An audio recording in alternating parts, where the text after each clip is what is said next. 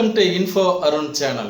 இந்த வீடியோல VLC Media playerல screen recording பண்ணும்போது கர்சர் எப்படி தெரிய வைக்கிறது அப்படிங்கறது தான் பார்க்க போறோம். நிறைய பேர் எங்ககிட்ட இந்த டவுட் கேட்டிருந்தாங்க. நான் இதுக்கு முன்னாடி VLC Media player யூஸ் பண்ணி எப்படி ஸ்கிரீன் ரெக்கார்ட் பண்றதுன்னு ஒரு வீடியோ போட்டிருந்தேன். அந்த வீடியோவை பார்த்த நிறைய பேர் இந்த டவுட்டை என்கிட்ட கேட்டிருந்தாங்க. அதுக்காக தான் இந்த வீடியோ போடுறேன். இதை கடைசி வரைக்கும் பாருங்க. இதுல நாம VLC Media player யூஸ் பண்ணி ஸ்கிரீன் ரெக்கார்ட் பண்ணும்போது தெளிவான ஒரு கர்சரை எப்படி தெரிய வைக்கிறது அப்படிங்கறத பார்க்க போறோம். வாங்க நம்ம கம்ப்யூட்டர் கிட்ட போகலாம். முதல்ல கூகுள் குரோம்ல போயிட்டு PNG கர்சர்ஸ்னு கொடுத்தீங்கன்னாக்கா நிறைய வெப்சைட் வரும். அந்த வெப்சைட்லேருந்து உங்களுக்கு தேவையான கர்சரை டவுன்லோட் பண்ணி ஒரு ஃபோல்டரில் வச்சுக்கோங்க. இங்கே பாருங்கள், நான் ஒரு ஃபோல்டரில் வச்சுருக்கேன். இந்த மாதிரி நீங்கள் உங்களுக்கு பிடிச்ச கர்சர்ஸ் நிறையா நெட்டில் கிடைக்குது. அந்த கர்சர் PNG ஃபார்மேட்டாக இருக்கணும். அதை டவுன்லோட் பண்ணிக்கோங்க. இதில் பார்த்தீங்கன்னாக்கா இந்த கர்சர் சின்னதாகவும் இருக்குது, பெருசாகவும் இருக்குது.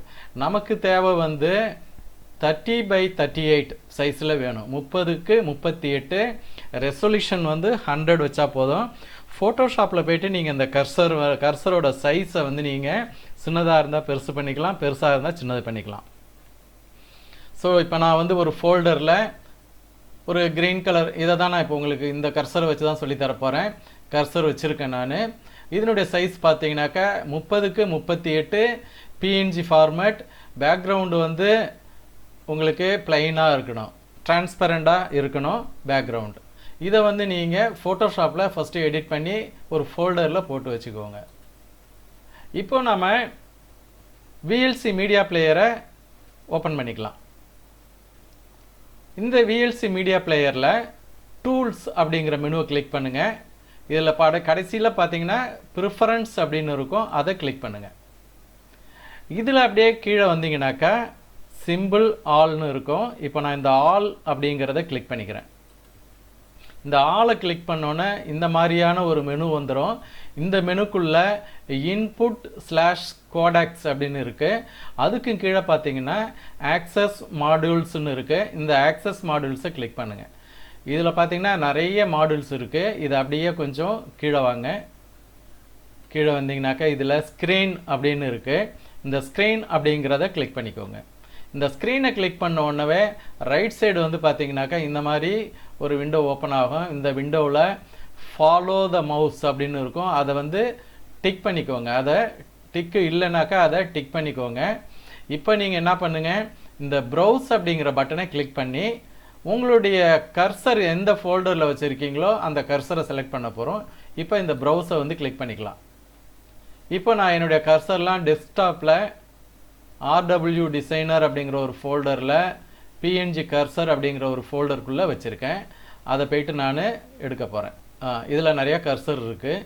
இப்போ நான் இதில் எடுத்துக்க போகிற cursor green border 30x38 size எடுக்கிறேன். இது PNG ஃபார்மேட். இதை கிளிக் பண்ணிக்கலாம். இப்போ இந்த கர்சரோடைய லொக்கேஷன் இங்கே வந்துடுச்சு.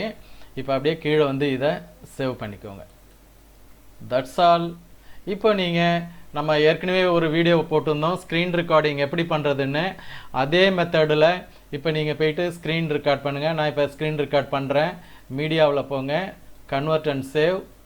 இதில் கேப்சர் டிவைஸில் போய்ட்டு டெஸ்க்டாப் அப்படிங்கிறத கிளிக் பண்ணிக்கோங்க.